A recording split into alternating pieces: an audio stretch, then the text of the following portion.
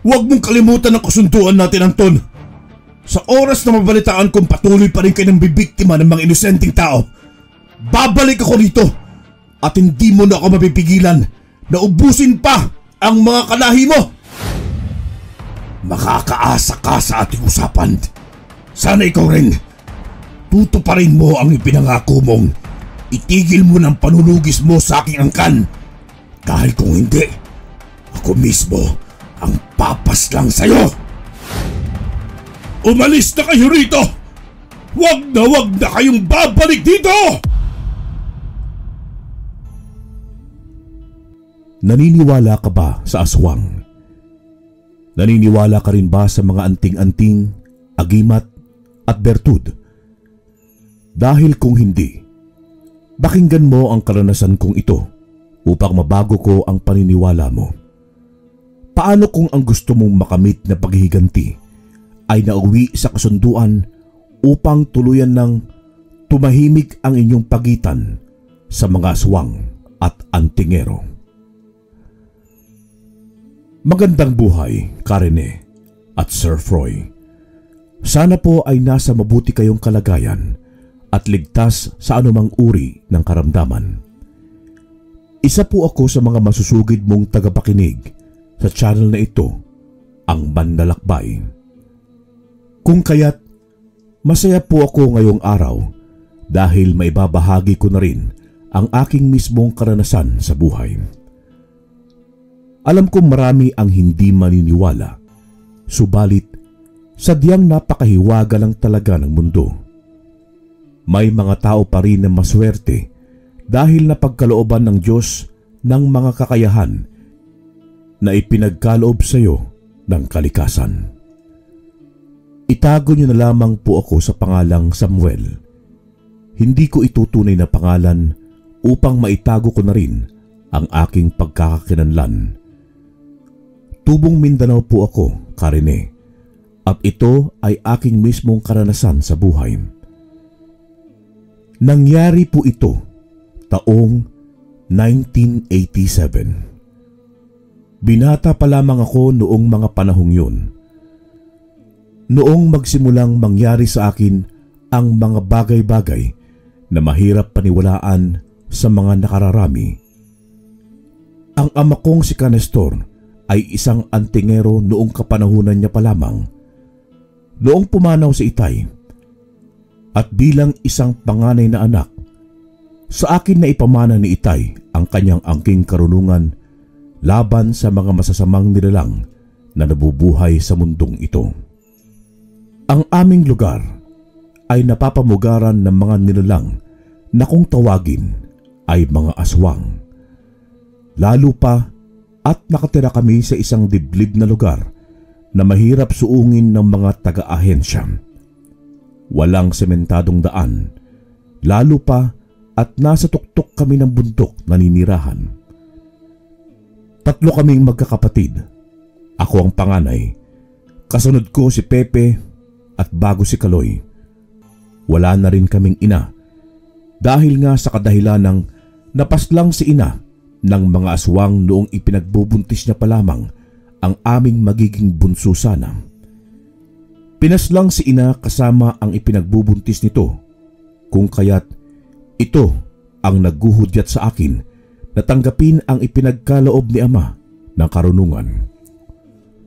Wala na rin kasi ako mapagpipilian sa mga panahong yun dahil ako ang panganay at mga maliliit pa ang mga kapatid ko noong mga panahong yun. At dahil na rin sa wala akong ibang ginusto kung hindi ang maghiganti. Ilang mga aswang na rin ang aking nakakasagupa at napaslang. Subalit hindi sapat yun upang mawala ang galit at puot ko dahil sa ginawa nilang pagpaslang sa aking ina at sa aking magiging kapatid pa sana. Sa aming lugar ay binansagan akong manunugis ng aswang dahil na rin sa wala akong inaatrasang laban, mapaaswang man o tao, lalo na kung inaapakan nila ang pagkatao ko. Noon kasing hindi pa naisasalin sa akin ni Itay ang kanyang medalyon at karunungan, ay palagi akong nakakahanap ng gulo dahil na rin sa mga kapatid ko. Hindi kasi maatim ng konsensya ko ang panoorin lang sila habang nakikipag-away sa kanilang mga kaklase noong nag-aaral pa sila ng sekundarya. Nakikipag-away pa rin ako kahit palagi akong dihado sa pakikipaglaban dahil hindi pa ako naturuan ni Itay na makipaglaban. Hanggang sa dumating talaga ang punto na nagkasakit si Itay at nagsimula na niya akong hasain sa pakikipaglaban. Tinuruan ako ni Ama kung paano gamitin ng wasto ang mga Latin na nakasulat sa itim na libreto. Mga Latin na makakatulong sa iyo upang mas mapalakas ang iyong katawan at panglaban sa mga nilalang. Palagi rin akong isinasama ni Ama kapag nangangaso siya para daw mas lalo akong mahasa ang aking karunungan sa pakikipaglaban. Hanggang sa tuluyan na ngang binawian ng buhay si Ama at doon na ako naglugmok lalo pa at hindi ko alam kung paano ko bubuhatin ang dalawa ko pang mga kapatid sa edad na 20. Nagsusumikap ako upang makapag-aral ko sila kapalit sa pag-aaral ko. Minsan na rin akong naging kargador sa gilingan ng mais hanggang sa magkaroon ako ng sariling desisyon na magtanim ng gulay at mais. At doon nagsimula ang lahat. Kapag walang pasok ang mga kapatid ko, ay tulong-tulong kami sa bukid. Isang araw, habang nasa patag kami ng mga kapatid ko, ay nararamdaman ko agad na may kakaiba. Nagbenta kasi kami sa panahong yon ng aming naaning mga mais. Agad na uminit ang aking katawan. Hudyat yon na may nilalang na nasa aming paligid lamang. Agad akong nagpaalam sa aking dalawang kapatid. Sinabi kong may pupuntahan lamang ako. Mabuti na lang at hindi sila naghinala sa aking gustong gawin. Tila ba ang mismong hangin ang nagdala sa akin sa lugar kung saan gustong magasik ng lagim ng naturang aswang. Madilim ang gabing yon. Tahimik ang buong kapaligiran dahil na rin sa nakasarado na ang buong mga bahay dahil sa takot ng mga ito na sasalakayin ng mga aswang. Sa ganoong takbo nabubuhay ang mga tao sa maliit na pamayanang yon. Hindi nawawala ang mga takot sa sarili dahil sa lumalaganap na nabibiktima sa mga aswang. Maya't maya pa ay bigla na lamang may sumigaw mula sa hindi kalayuan. Tinig yon ng isang batang lalaki na humihingi ng tulong. Agad akong napatakbo sa talahiban dahil nagmula doon ang sigaw ng bata. Nang marating ko ang gitna ng talahiban, ay doon ko nakita ang isang bata habang kinubabawan ng isang nakakatakot na nilalang. Kitang-kita ko ang pagtaas ng kamay ng naturang aswang at akmang itatarak na sana nito ang kanyang matutulis na kuko sa bata. Mabilis akong tumakbo habang hinuhugot mula sa tagiliran ko ang buntot pagi. Mabilis ko siyang nilundagan at malakas na hinampas ito. Kitang-kita ko ang pagkagulat sa aswang at agad na umalis sa pagkakadagan nito sa bata na ngayon ay wala ng malay. Wala talaga kayong kadala-dala! Galit na sambit ko sa nilalang na noon ay mabalasik akong inangilan. Kagaya ng iba, nakakatakot itong pagmasdan mula sa matutulis nitong mga ngipin at nakakatakot na hitsura. Pulang-pula ang mga mata nito na animoy nagbabaga habang nakatingin sa akin. Napasulyap ako sa batang nakahandusay habang may mga kalmot sa kanyang katawan. Agad akong umusal ng pangproteksyon sa sarili. Pagkatapos ay ako na mismo ang sumugod papunta sa gawin ng aswang. Agad ko siyang hinampas ng bitbit kong buntot pagi at nag-iwan ito ng isang nakakatakot na pag-atungal ng nilalang. Uubusin ko kayong lahat! Galit na sambit ko sa nilalang. Pagkatapos ay muli akong sumugod sa nilalang at walang humpay na pinagahampas ko ito. Patuloy lamang ito sa paghiyaw hanggang sa tuluyan na itong matumba. Hinugot ko ngayon ang nakasuksok kong maliit na patalim sa aking bewang at mabilis na itinarak sa katawan ng aswang. Nakita ko ang dahan-dahan nitong pagliyab hanggang sa maging isang itim na abo na ito na dahan-dahang nilipad sa hangin.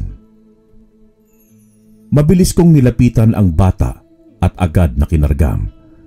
Mabuti na lamang at kilala ko ito dahilan upang agad akong nagtungo sa bahay nila. Gulat na gulat pa ang mga magulang nito dahil sa nangyari sa kanilang anak. Agad ko silang tinuruan kung ano ang dapat nilang gawin. Kaagad namang nagpasalamat ang mag-asawa sa akin.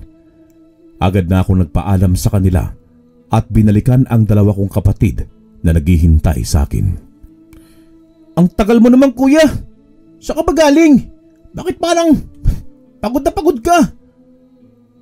Oo nga, Kuya Samuel. Tsaka ano yung nasa damit mo? Bakit may bahid ng dugo? Sa bahay na tayo mag-usap.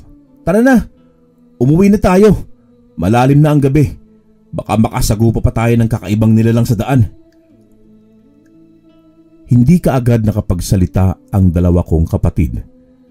Nahalata ko kaagad sa mukha nila ang pag-aalala. Kaya agad na rin kaming umuwi. Sinadya ko talaga ang magpahuli upang mabantayan ko si Pepe at Kaloy. Laking pasasalamat ko na lang dahil walang nangyari sa aming paglalakad hanggang sa makauwi kami ng bahay. Pero hindi pa rin pinapalampas ng mga kapatid ko kung anong nangyari kanina sa kapatagan. Kaya napilitan akong ipagtapat sa kanila ang totoong nangyari. Kaya hindi nila maiwasang mag-alala para sa akin. Kinabukasan ay maaga kaming nagising upang magtungo sa aming sakahan. Kailangan pa kasi naming linisan ang aming mga tanim na gulay doon dahil kinakailangan na rin naming itanim ang aming mais na binhi. Ganon ang palagi naming ginagawa sa mga nakalipas na taon. 2 beses magtatanim at mag-aani ng mais sa isang taon. Yun ang aming ikinabubuhay, maging ang aming mga tanim na gulay.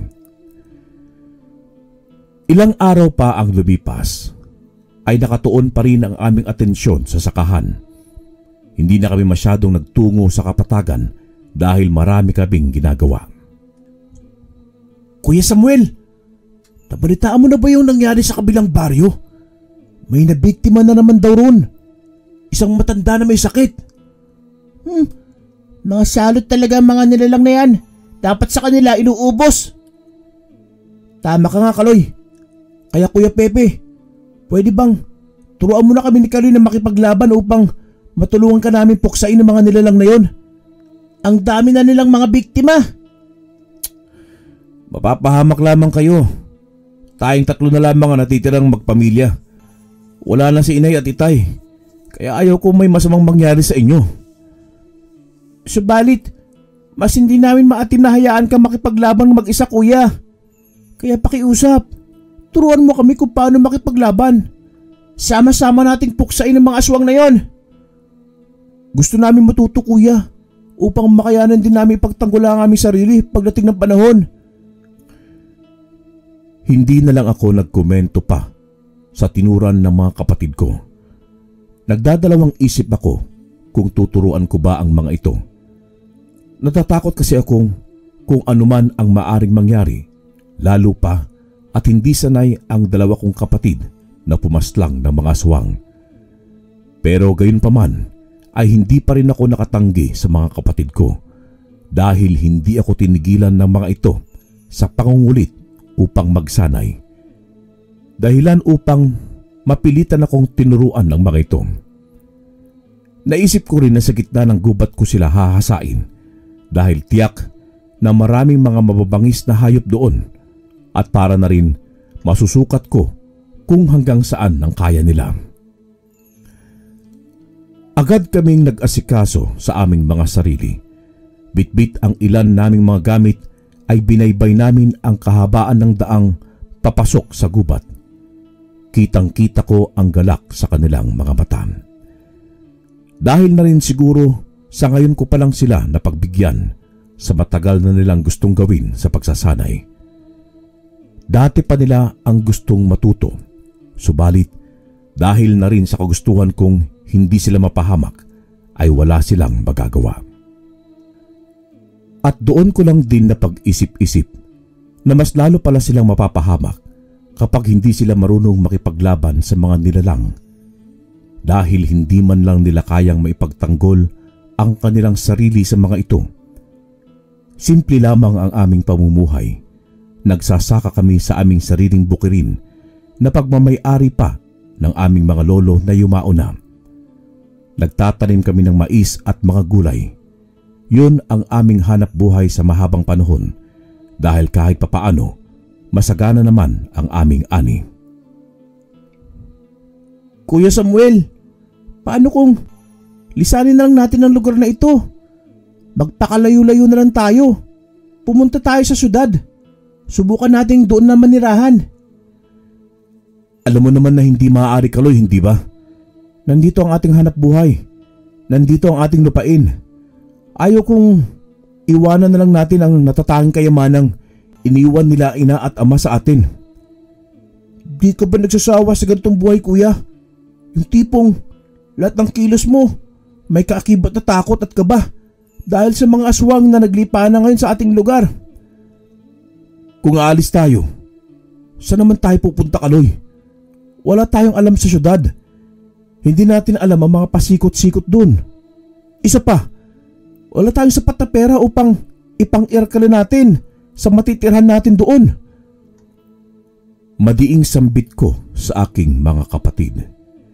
Hindi na ito muling nagkomento pa sa sinabi ko, dahil totoo naman yun. Hindi kami sanay sa maingay na lugar na puno ng mga makabagong transportasyon. Pero kahit gayon pa man, nakaramdam ako ng awa para sa aking mga kapatid. Batid ko kasi ang takot sa kanilang mga mata sa bawat mga taong nagdaan, simula nang mawala si ina, dahil na rin sa kagagawan ng mga aswang. Ilang oras lang din ang aming paglalakad hanggang sa makarating na kami sa bukana ng gubat, kung saan doon ako palaging nangangaso upang gawin naming ulam na magkapatid. Ang gubat na yon ay hindi basta-basta. Alam ko kasi na may kakaibang nilalang din ang naninirahan sa loob ng gubat na yon. Hindi lamang mga mababangis na mga hayop, kung hindi pinamumugaran din ng mga aswang na kung tawagin ay gabunan. Isang uri ng malakas na aswang na kayang magpalit anyo kahit tirik na tirik ang araw. Kaya din itong magpalit anyo bilang isang malaking aso at isang mabangis na baboy ramo. Nang makarating na kami sa gitna ng gubat, ay may nararamdaman kaagad akong kakaiba. Bigla ring uminit ang katawan ko na tila ba nilalagnat ako. Palagi ko yung nararamdaman sa oras na mayroong nilalang na nasa aking paligid. Agad kong inilibot ang aking mga mata, subalit wala akong nakikita. Kaya ipinagsawalang bahala ko na lamang at pinagtuunan ng pansin ang dalawa kong kapatid. Kuya, may nararamdaman ka bang kakaiba? Para kasing may nakatingin sa atin eh. Nararamdaman mo rin pala yun, Kuya Pepe. Ako kanina pa, papasok pa lang tayo sa gubat. Panigurado, may nakabantay sa atin ngayon.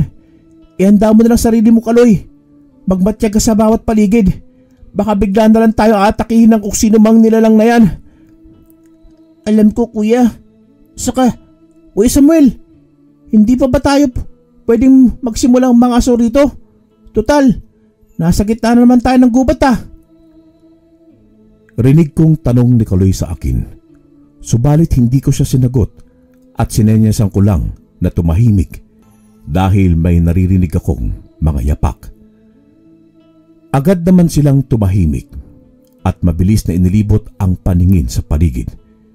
Nakita ko na bitbit na ni Pepe ang kanyang malaking itak. Yun ang ginagamit namin sa pangangahoy sa gubat. Habang sa aming mga likod ay may nakasukbit na mga pana at ilang mga sibat.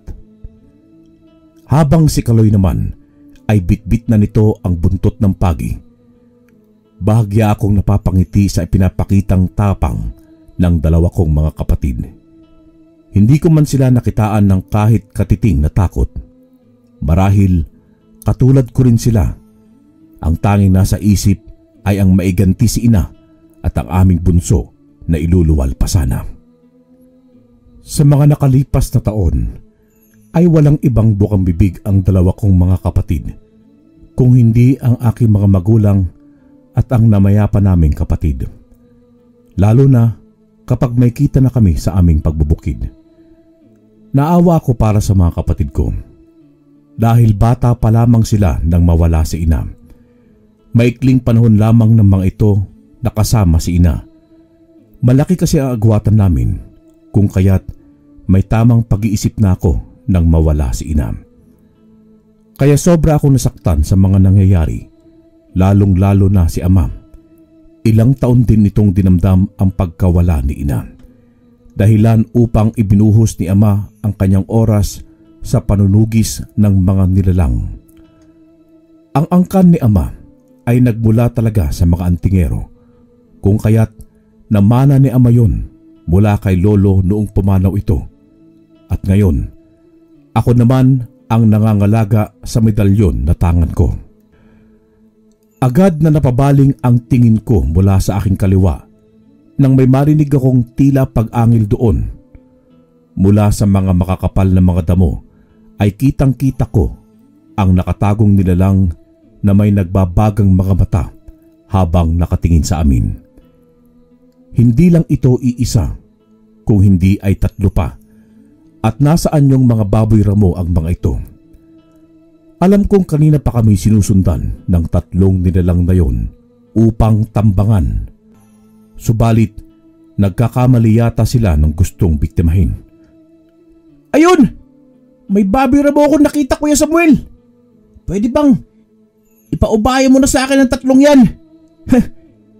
Kapag natsambahan ko ang tatlong yan, ipamimigay natin ng 2 sa patag upang may pang-ulam din ng mga tao doon. Agad kaming nagkatinginan ni Pepe nang marinig ang sinabi ni Kaloy sa amin. Gusto ko pang matawa dahil sa nakikitang kasabikan sa bunso namin. Agad nitong kinuha ang pana sa likuran nito at agad na itinutok kung saan nakatago ang tatlong mga nilalang. Napangisi ako sa kasabikan ni Kaloy, dahilan upang hindi ko na siya pinigilan pa. Subalit, hindi pa man niya nabitawan ang sibat na bigla na lamang umangil ang mga ito at mabilis kaming sinugod. Agad kaming naalerto at nagkahiwalay ng landas, lalo pa nang makita ko na isa-isa kaming pinupuntirya ng tatlong nilalang na yon. Narinig ko pa ang malutong na mura ni Pepe dahil alam nitong hindi mga ordinaryong baboy ramo lamang ang tatlong nilalang na yon. Agad akong tumakbo pakaliwa habang si Pepe naman ay pakanan at si Kaloy ay naiwan sa gitna. Rinig na rinig ko ang nakakatakot na pag-angil ng nilalang sa akin habang mabilis akong sinundan sa pagtakbo. Subalit, hindi pa man ako nakakalayo ay nakarinig na ako ng isang pag-atungal ng nilalang. Huli ka! Nagiging lechong ka na ngayon! Malakas na sigaw ni Kaloy. Hudyat yon na kanyang natamaan ang nasabing nilalang. Agad akong huminto sa pagtakbo at tinarap ko ang malaking baboy ramo na siyang humahabol sa akin. Mabilis kong inihampas sa kanya ang aking bitbit na buntot pagi. Hindi yon inaasahan ng nilalang, dahilan upang mapahiyaw ito nang matamaan ko sa katawan. Mabilis kong sinundan ng isa pang hampas ang nilalang, dahilan upang inangilan ako nitong muli. Narinig ko ang malakas na mura ni Pepe, kaya agad akong napatingin sa kinaroroonan niya. Doon ko nakita ang pagbabagong anyo ng nasabing nilalang. Bigla na lamang itong nagpalit anyo bilang isang lalaki. Kaya naiwang nakatulala ang kapatid ko habang nakatingin sa lalaking hubot-hubad mula sa pagiging isang baboy ramo. Aswang! Isa kang aswang! Malakas na sigaw ng kapatid ko. Ang kasunod ko narinig ay ang malakas na pagsigaw rin sa gulat ni Kaloy. Dahil maging ang kaninang sinibat nito ay bigla na lamang nag-anyong isang malaking baboy ramo. Subalit laking gulat ko nang makita ko ang papasugod papunta sa gawi ko sa nilalang na nasa harapan ko. Huli na nang makailag ako dahilan upang mapasubsob ako sa lupa. Akmang aatakihin pa sana ako nito, subalit mabilis akong tumayo at agad na hinugot mula sa tagiliran ko ang maliit na punyal. Mabilis ang naging pagkilos ko at agad na inundayan ng saksak ang naturang nilalang. Rinig na rinig ko ang malakas na pagpalahaw nito. Akala niyo siguro may isahan ninyo ako, mga hayop kayo!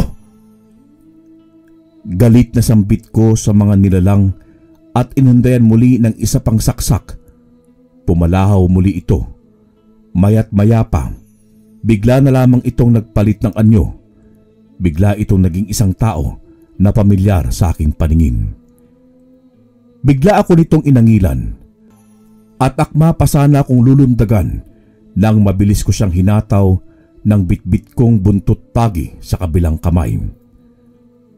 Pumalahaw muli ito sa nakakakilabot na paraan.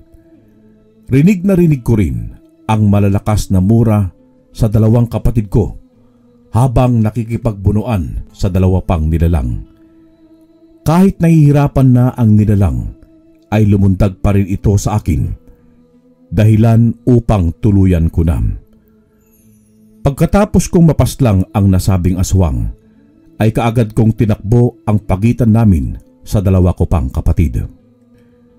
Mabilis kong pinagsasaksak ang dalawa pang nilalang hanggang sa tuluyan ng balagutan ng hininga ang mga ito. Hindi ko inakalang mga aswang pala mga yon. Kahit nga ako, kuya, akala ko makakapaglitsyo na tayo. Yun pala, mga aswang pala mga lintik na yun. Anong gagawin natin sa mga bangkay nila, Kuya Samuel? Sunugin na lang natin dahil baka may makapansin na iba pang mga kasama nila. Kumuha kayong dalawa ng mga tuyong dahon. Bilisan niyo ang pagkilos. Hindi ko inaasahan na makakapas lang tayo ng mga aswang ngayon. Ang saya sa pakiramdam ko. Nakapaghiganti na ako para kay Nay. Nagkatinginan na lang kami ni Pepe dahil sa tinuran ng aming bunsong kapatid. Napaka maaliwalas ng mukha nito na tila ba nanalo ng loto. Iba yun sa inaasahan ko. Sa pag-aakala ko kasi ay magkukumahog ito sa sobrang takot na nararamdaman. Agad ko na silang pinakilos habang ako'y inipon ko ang mga katawan nila upang sunugin. Subalit, ang hindi ko pala alam ay mayroong nanlilisik na mga matang nakatingin sa amin habang pinagmamasdan ang pagsunog namin sa katawan ng kanyang mga kauri. Galit na galit ito sa amin, subalit wala itong magagawa dahil tatlo kami. Mabilis nitong nilisan ang lugar at agad na ibinalita sa mga kasamahan nito ang naganap. Lumipas ang ilang oras. Tuluyan nang natupok ang mga katawan ng tatlong mga aswang, kung kaya't agad na naming nilisan ang lugar. Doon ko tinuruan kung paano makikipaglaban ang dalawa kong mga kapatid. Sinubukan naming mga sumuli, subalit wala na kaming nakikita pang mga baboy ramo na pakalat-kalat sa loob ng kagubatan. Marahil naubos na ang mga itong biktimahin ng mga aswang. Nang sumapit ang hapon, ay naisipan na naming umuwi dahil baka maabutan kami ng gabi sa daan. Laking ipinagpasalamat ko na lang na hindi na muli kaming nakasagupa ng mga nilalang. Pagdating sa bahay, ay agad kaming nag-asikaso sa mga pang-araw-araw naming mga gawain habang ako'y nakatoka sa pagluluto para sa aming hapunan. Kuya Samuel, wala ka na bang balak mag-asawa? 1 taon na lang, lampas sa kalendaryo ka na kuya. Oo nga kuya, mag-asawa ka na. Gusto ko ring magkaroon ng pamangkin para naman kahit papaano madagdagan tayo rito sa bahay. Paano ako mag-aasawa? Gayong wala naman akong kasintahan. Isa pa, wala naman akong napupusuan. Kaya paano ako magkakaroon ng asawa? Sobrang pihikan mo kasi kuya. Andiyan naman si Marie. Gustong gusto ka nun. Pero hindi mo lang pinapansin. Ang tinutukoy na Marie ni Pepe ay ang nag-iisang anak sa may kayang pamilya sa Kapatagan. Isang sundalo ang ama nito, habang ang ina naman nito ay ang nagmamay-ari ng isang malaking lupain sa aming lugar. Hindi ko na lang pinansin ang dalawa kong kapatid dahil mangungulit lamang ang mga ito sa akin. Lalo pa, hindi naman kami nararapat sa isa't isa. Bukod sa hindi ko siya gusto, malayo rin ang agwat namin sa buhay. Kinabukasan ay nagpunta kami sa Patag dahil nagyayang makipaglaro ng basketball si Pepe at Kaloy, kaya kaagad ko na ring pinagbigyan ang mga kapatid ko. Pagdating namin sa Patag ay dumiretso kami sa maliit na basketballan kung saan isa lamang ang ring at hindi sementado. Lubak-lubak pa ito, pero pinagtsatsagaan pa rin ng mga naglalaro dahil wala namang ibang palaruan at libangan doon. Agad na nakipaglaro si Pepe at Kaloy sa iba pang mga binata, habang ako naman ay nakaupo lang at nanunood sa gilid. Maya-maya pa ay may lumapit sa akin. Siya si Anton, ang pinakatahimik at misteryosong lalaki rito sa aming maliit na sityo. Hindi ito pala kaibigan. Minsan lang din ito makikisalamuha sa mga tao at alam ko kung anong dahilan nun. Alam ko kung anong sekreto sa kanilang pamilya. Pero nanahimik lang ako dahil hindi ko naman nakitaan ng kahayupan sa laman ang kanyang pamilya. Ang hindi ko lang maintindihan kung bakit nilapitan ako ni Anton sa mga sandaling yun. Napatingin ako sa kanyang gawi. Nakita ko siyang nanonood sa mga naglalaro, kaya agad ko ring namang binawi ang tingin ko kay Anton. Hanggang sa mapigilan ako dahil sa bigla niyang sinabi. Ang sabi nito ay dapat raw kaming mag-ingat dahil tiyak nagaganti ang angkan ng mga aswang na aming napatay sa loob ng gubat. Aaminin kong nagulat ako dahil sa sinabi nito, kaya napatitig ako kay Anton. Hindi ko alam kung paano nito nalaman ang mangyayari sa gubat. Gayong nasisiguro ko naman na walang ibang naroroon kung hindi kami lamang. Nang pakatitigan ko ito, ay hindi man lang ako nito binalingan ng tingin. Seryoso lang ang tingin nito habang nanonood ng basketball. Subalit ang kasunod na sinabi nito ang siyang nagpagulat sa akin. Ang sabi nito ay darating daw ang araw na lulusubin kami ng angkan ng mga aswang dahil sa aming nagawa.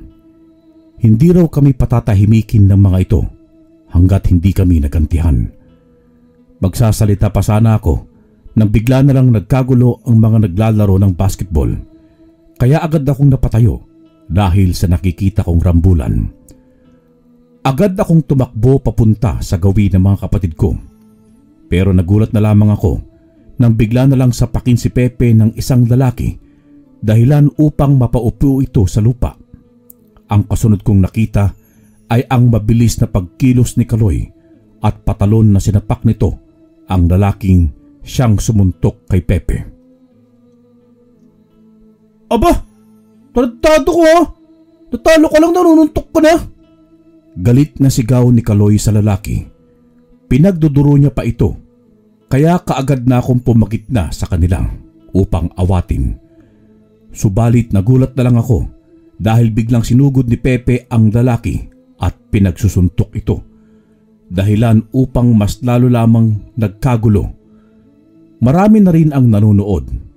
Napakunot ang noo ko nung maramdaman kong tila ba mayroong paparating. Kaya agad kong ibinaling sa kaliwa ang aking ulo at naramdaman ang pagdaan ng hangin malapit sa aking tenga. Paglingon ko ay nakita ko ang isang lalaki na may nagbabagang mga mata. Akmang hahatawin niya pa sana ako nang mabilis ko siyang inunahan. Isang suntok lang at napaatras na ito ng ilang hakbang. Alam kong hindi ordinaryong lalaki ang lalaking yon, kaya akmang lalapitan ko na sana siya, pero kaagad itong lumayo sa akin. Marahil takot ito sa medalyon na suot-suot ko, lalo pa at palihim akong umuusal ng orasyon nang makatitigan ko ang nilalang na yon kanina. Marami na ang umawat, kaya agad ko nang hinila si Pepe at Kaloy papalayo sa mga nagkakagulong mga tao. Nagsisigaw pa yung mga lalaking natamaan ng sunod-sunod na suntok sa dalawa kong kapatid. Tama na yan! Umuwi na tayo! Dahil may pag-uusapan pa tayo mamaya sa bahay. Wika ko sa kanila. Mabuti na lang at naniwala naman sila sa akin, kaya agad kaming lumayo sa mga nagkakagulo. Agad na hinanap ko sa aking mga mata si Anton, subalit wala na ito doon kung saan ito nakaupo kanina. Napapailing na lang ako at kaagad naming naisipan na umuwi na. Habang sa daan ay sinabi nila sa akin kung anong dahilan kung bakit bigla na lang silang nagkagulo. Ayon kay Pepe, noong nag-umpisa pa raw ang labanan siya nagtitimpi sa kalaban dahil palagi raw itong naniniko sa kanya. Kadalasan ay inaapakan pa ang kanyang paa. Maging si Kaloy din pala ay ganon din. Napapabuntong hininga na lang ako dahil imbis na gustong magsaya ng dalawa kong kapatid, nauwi pa tuloy sa away at rambulan. Walang yung lalaking yun, nakakainis. Palibasa, hindi tao kaya napakahambog.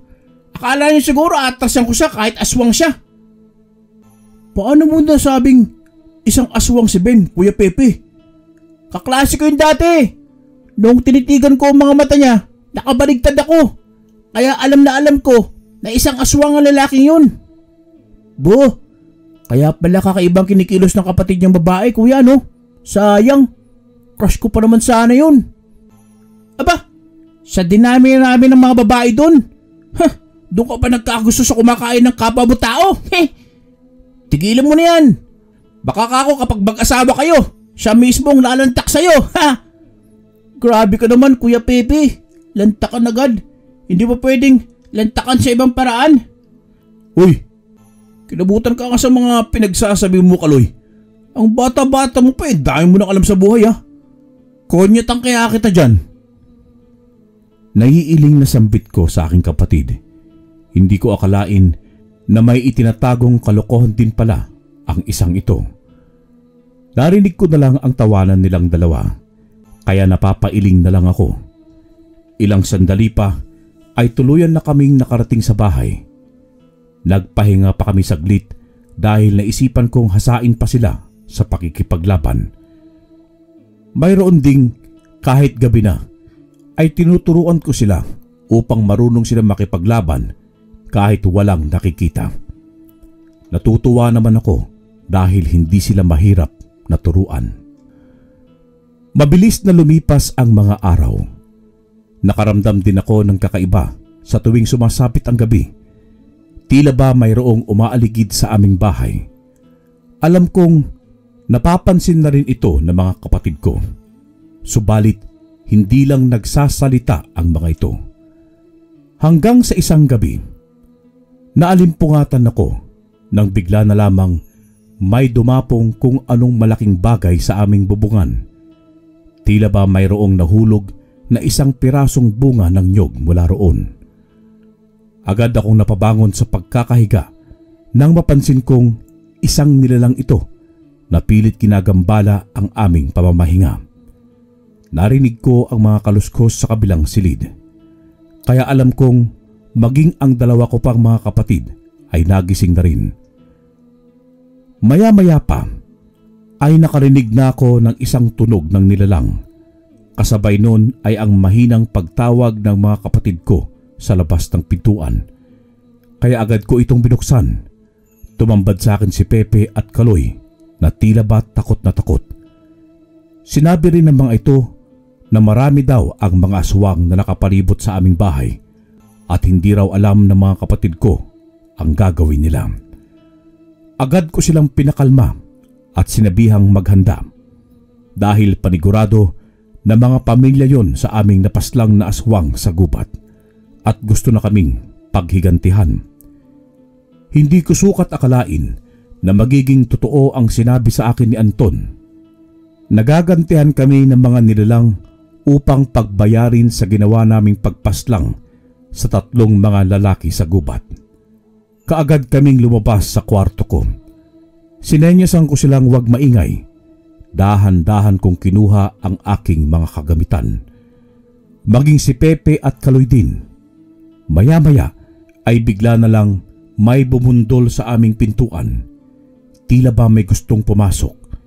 Kaya agad na naalarma ang dalawa kong kapatid. Agad akong umusal ng isang buhay na salita at ikinumpas ko ang aking kamay patungo sa pintuan. Rinig na rinig ko ang isang malakas na paghiyaw mula sa labas at parabang nahulog sa aming 5 baitang na hagdan. Nakakarinig din ako ng mga samot-saring mga huni ng aswang sa labas ng aming bahay. Mayroon din sa ilalim ng aming silong na parabang hinahapo sa paghinga. Kuya, anong gagawin natin? Ang dami nila. Magmatsyag lang kayo. Ako nang bahala sa mga aswang na nasa labas. Kung sino man ang magtatangkang pumasok, paslangin nyo na. Kumuha kayo ng asin doon. Ipangsabi nyo sa kanila. Wika ko pa sa mga kapatid ko. Buti na lang din at agad naman silang naniwala kahit alam kong kinakabahan sila. Mabilis ang kanilang mga naging pagkilos. Kaya maging ako ay agad na lumapit sa maliit naming bintana at dahan-dahang binuksan yun. Sumilip pa ako ng bahagya at doon ko nakita kung gaano karami ang mga aswang na nakapalibot sa amin. Hindi ko sukat akalain na susugod sila sa mismong pamamahay namin. Mukhang kating-kati na ang mga ito na may pagiganti ang kanilang pamilya na aming napaslang. Kitang-kita ko mula sa madilim na paligid ang kanilang namumulang mga mata. Nakaamoy na rin ako ng kakaibang amoy na humahalo sa hangin. Napakabaho nun na parabang amoy bulok na karne. Nakatayo lang ang mga ito sa labas ng aming bahay. Napakarami nila. Mabilis kong tinungo ang aming pintuan at binuksan ko yun. Rinig na rinig ko ang samot-saring mga angilan ng mga aswang na tila ba gusto na nila akong lapain. Kaagad namang may aswang na lumundag papunta sa harapan ko. Subalit bigla din itong napahiyaw nang bigla na lang sabuyan ni Pepe ng isang dakot na asin ang mukha nito. Mga walang iya kayo! Ang lakas naman ng loob niyong pumunta rito sa aming bahay at dinala niyo pa ang buo niyong angkan. Sige, lumapit pa kayo para gawin ko kayong tosta. Malakas na sigaw ni Kaloy sa mga aswang, dahilan upang mas lalo lang magalit ang mga ito. Pagkatapos ay mayroong lumundag sa harapan naming kakaibang aswang at unti-unti itong nagpalit-anyo mismo sa harapan namin. Bigla na lang itong naging isang matandang lalaki. Kahit nasaan yung tao ay nakakatakot pa rin ang matanda dahil na rin sa nagbabaga nitong mga mata habang nakatingin ng diretso sa akin.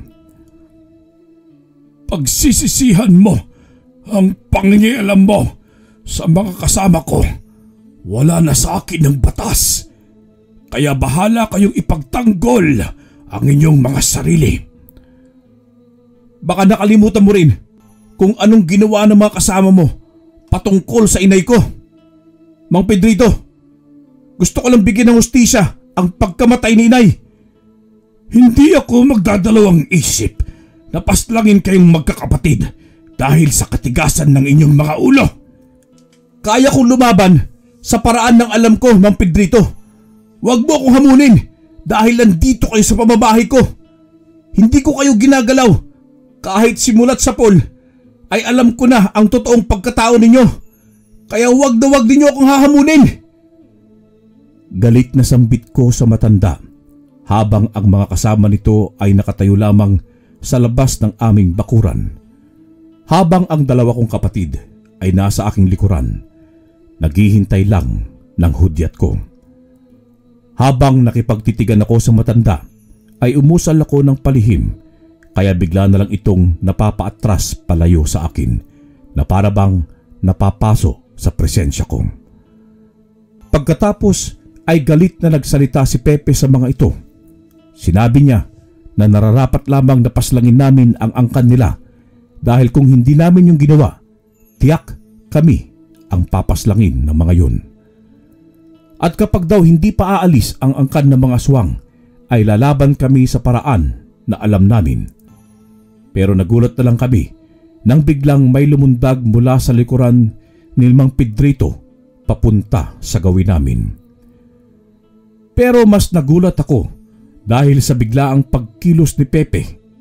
Hindi pa man ako natatamaan ng matulis nitong mga kuko, ay bigla itong hinataw ni Pepe ng isang malakas na pag-itak, dahilan upang mapaatras ito habang sapo-sapo ang katawan nitong natamaan. Pagkatapos ay sinabuyan pa ni Kaloy ng isang dakot na asin. Mas lalong pumalahaw ang nilalang dahil sa ginawa ng mga kapatid ko. Bigla na lang naalerto ang lahat ng mga aswang at akmang susugod sa amin nang bigla namang pumagitna ang isang nilalang. Malaki ang katawan nito habang nasaan yung aswang. Hindi ko kayang maipaliwanag ang itsura nito, pero parang pamilyar siya sa mga mata ko. Agad itong humarap sa kanyang mga angkan at nakakatakot na inangilan nito ang mga yun. Pagkatapos ay nagwika ito na wag raw kaming gagambalahin pang muli dahil siya raw ang makakalaban ng mga ito kapag sinaktan kami. Hindi ko alam kung bakit niya yun sinabi at ginawa. Dahil kung tutuusin ay hindi ko naman kilala ang nilalang na bagong dating. Nagtataka ako kung bakit para bang mga asong takot ang mga nilalang na nakapalibot sa amin. Takot na takot ang mga ito sa presensya ng bagong dating. Dahan-dahang pang napapaatras ang mga ito dahil sa ginawang pag-angil ng nilalang. Pagkatapos ay humarap ito sa akin, bagay na labis kong ipinagtaka. Pinakatitigan ko ng mabuti ang nilalang na yon at doon ko lang napagtanto kung sino ito nang bigla itong nagpalit anyo sa aking harapan. Hindi ako makapaniwala na makikita ko si Anton mismo sa pamamahay ko. Huling panghimasok ko na ito sa problema ninyo. Sa oras nakikitil ka muli ng mga buhay ng mga kagaya ko, ako na mismo ang papaslang sayo. Kakalimutan ko ang mga pinagsamahan namin ng inyong ama. Anong ibig mong sabihin, Anton? Anong pinagsamahan ng sinasabi mo? Tandaan mo ang sinabi ko, Samuel. Tama na ang paghihiganti mo patungkol sa ginawang pagpaslang ng iyong ina. Ibang buhay na ang kinitil mo. May pamilya din sila katulad mo. Kung hindi ka mapapakiusapan, ay mapipilitan akong paslangin ka. Huwag mo akong hamunin at pagbantaan, Anton. Wala akong alam tungkol sa sinasabi mong pinagsamahan ninyo ng ama ko. Nang dahil sa mga katulad ninyo, ay maaga kaming nawalan ng ina. Ano sa palagay mo ang mararamdaman namin? Galit na sambit ko rito Hindi na ito nagsalita pa, bagkus ay hinarap nito ang mga nilalang at sinabing aalis na sa pamamahay ko. Hindi ko alam kung bakit sumunod ang mga ito sa lalaki at lalong hindi ko alam kung bakit takot ang mga ito kay Anton.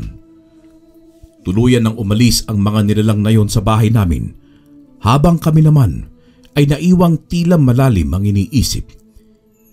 Hindi ko alam kung ano ang gagawin ko. Lalo pa at gumugulo sa isipan ko ang patungkol sa sinabi kanina ni Anton. Hindi ko alam kung bakit ginagawa ni Anton ang mga bagay na ito. Kuya! Alis na lang kaya tayo ng tuluyan dito. Pepe, saan naman tayo pupunta kung aalis tayo rito? Kahit saan kuya. Basta malayo sa magulong lugar na ito. Pupunta tayong syudad. Susubukan nating makisama sa mga tao doon. Kung aalis tayo rito, paano na itong lupain natin? Natahimik kami dahil sa sinabi ni Kaloy. Hindi ko alam kung ano ang isipin ko sa mga sandaling yon. Naguguluhan ako, pero nakaramdam pa rin ako ng awa para sa mga kapatid ko. Pakiramdam ko kasi, gustong gusto na nilang lumayo sa lugar na ito. Kuya, kung ibebenta na lang kaya natin tong lupa natin, tapos yung pera gagamitin natin na magsimulang muli sa malayong lugar. Maintindihan din naman siguro tayo nila, ama at ina, diba? Tama si Kuya. Kuya Samuel, pagod na ako sa ganitong buhay. Pagod na ako matakot sa tuwing maglalakad sa daan na mag-isa dahil baka matambangan ako ng mga aswang. Napahugot ako ng isang mahabang buntong hininga dahil sa tinuran ng dalawa kong kapatid. Hindi ko sukat akalain na nahihirapan na pala sila, pero pilit lang na kinakaya. Pinakatitigan ko silang dalawa bago nagdesisyon at sumang-ayon sa kanilang kagustuhan. Pinag-usapan namin ng gabing yon ang aming mga gagawin at kung ano ang plano kapag nasa syudad na kami. Nakatulog kami na tila wala nang tinik sa aming dibdib. Tila ba napakaganoon sa aming pakiramdam. Lalo pa kapag naiisip ko ang isang normal na buhay. Yung tipong gigising lang sa umaga, kakain at magtatrabaho. Yung walang ibang iniisip at kinatatakutan na baka bigla ka na lang tambangan ng kung anong nilalang sa iyong likuran. Kaya kinakailangan mo talaga ang dobling pag-iingat. Kinabukasan ay magkasama kaming nagtungo sa kabilang sitio. Malayo yun mula sa amin, pero kinakailangan naming pumunta dahil doon kami maghahanap ng pwedeng pagbentahan ng aming lupa. At kapag sineswerte, kung may bumili ay agad kaming lilisan sa lugar na yon, kinabukasan din. 2 oras din ang aming inilaan sa paglalakad bago narating ang sityong yon. Napakatahimik ng lugar na yon dahil na rin sa kanilang takot na nararamdaman para sa kanilang mga buhay. Lalo pa ang mga angkan ng gabunan na kahit sa araw ay nagpapalit anyo ang mga ito at nang bibiktima. Laking pasasalamat lang namin dahil nasa katuparan namin ang aming nais. Binili ng isang may kayang pamilya ang aming lupa. Nagustuhan kasi nila ito dahil mayroong mga tanim na gulay at mais at karugtong ito ng kanilang lupa sa lugar na yon. Pero bago pa kami tuluyang umuwi ng bahay, ay naisipan naming dumaan muna sa patag upang kausapin si Anton at ang ama nitong si Pedrito. May gusto lang sana kaming linawin sa mga ito bago kami tuluyang umalis sa lugar na yon. Hapon na nang makarating kami sa patag dahil na rin sa sobrang layo nun. Subalit pagkarating namin doon ay wala ang mag-ama, kaya kinakailangan pa naming hintayin ang mga ito hanggang sa umuwi kung saan man nanggaling. Nang makaramdam naman kami ng matinding pagkagutom, ay agad na nagtungo kami sa isang maliit na karinderya upang kumain. Kilala ko naman ang nagbebenta doon, kaya panatag ako. Pagkatapos ay doon kami tumambay sa maliit na basketbolan kung saan may iilang mga binata na naglalaro doon. Nakikita ko pa yung mga lalaki na nakaengkwentro namin. Masama pa rin ang tingin nila, lalong-lalo na sa akin. Pagkatapos ay kaagad na umalis sa paglalaro ang mga ito. Kaya naisipan namin na kami muna ang maglalaro habang hinihintay namin ang pagdating nila Anton. Isang oras ang lumipas. Naisipan na naming puntahan sa kanilang bahay si Anton at doon namin siya natagpuan sa kanyang bahay habang nagpapahinga. Kinausap ko siya ng masinsinan. Sinabi ko sa kanya na aalis na kami sa lugar na yon ng tuluyan at hindi na muling babalik pa. Anton, lilisanin namin ng mga kapatid ko ang lugar na ito. Magpapakalayo-layo na kami. Pero may hiling lang ako bago ako tuluyang umalis, Anton. Hindi ko alam kung anong kahilingan mong yan. Pero natutuwa ako na nakakapag-isip-isip ka na ng maigi. Ano ba ang iyong nais? Wala akong ibang hangad. Kung hindi ay huwag kayong mambiktima ng mga inosenteng mga tao. Aalis ako. Kami ng mga kapatid ko. Pero hindi ibig sabihin na hindi na ako babalik. Sa oras na mabalitaan kong namibiktima pa rin kayo, babalik ako rito at tutuguisin muli ang angkan mo. Hindi ko mapanghahawakan ang nais mo. Pero bilang isang pinuno ng aming angkan, gagawin ko ang lahat upang hindi na muling dadanak ang dugo sa lupa. Sa mga panahong ito, nakabawi na ako sa ama mo. Wala na akong utang na loob sa kanya. Anong ibig mo sabihin, Anton? Nagtatakang tanong ni Samuel. Subalit hindi na muling nagsalita pa si Anton. Bagkus ay nakipagkamay ito sa akin bilang isang kasunduan sa pamamagitan ng isang antingero at pinuno ng mga aswang. Umuwi kami sa bahay na walang mabigat na nararamdaman. Agad naming inisikaso ang aming mga gamit dahil kinabukasan ay kailangan na naming umalis at magtungo ng syudad. Kinaumagahan, maaga akong nagising dahil nagtungo pa ako sa puntod ni ama at ina. Kinakailangan ko magpaalam sa kanila at manghingi ng gabay sa bago naming tatahaking buhay. Pagkatapos ay magkasabay naming binaybay ang kahabaan ng daang tao. Pagkarating namin sa pinakasentro ng lugar, ay doon na kami nakakita ng mga sasakyan na pwede naming masakyan patungong syudad. Hindi namin alam kung saan man kami dadalhin ng panahon. Bahala na ang Panginoon sa amin at ang mahalaga ay nakalayo na kami sa magulong lugar kung saan kami nanggaling. Pagdating namin sa mismong syudad, ay kaagad kaming naghanap ng pwedeng maupahang bahay. Kahit maliit lamang ito, ang mahalaga ay may masisilungan kami. Naninibago kami sa lugar, lalo pa matao at maingay. Hindi ko tulad sa bukid na wala kang maririnig kahit tunog ng mga sasakyan. Nagtagumpay naman kami. Nakahanap kami ng isang kwarto na mauupahan. Kaya ang aming sunod na pinag-usapan ay kung ano ang aming gagawin pagkatapos. Hanggang sa maisipan na lang naming subukang maghanap ng trabaho kinabukasan. Mapalad naman kaming nakahanap ng trabaho sa isang palengke bilang kargador doon. Hanggang sa lumipas pa ang ilang mga araw, unti-unti nang nasanay ang aming sarili sa syudad. Lumipas ang ilang taon. Naisipan naming bumisita sa aming bukid, lalo pa at wala na kaming balita patungkol sa mga nangyayari doon. Subalit pagdating namin ay nagulat kami sa laking ipinagbago ng lugar. Tila ba biglang umaliwalas ang buong kapaligiran. Parang buhay na buhay ang bawat tahanan.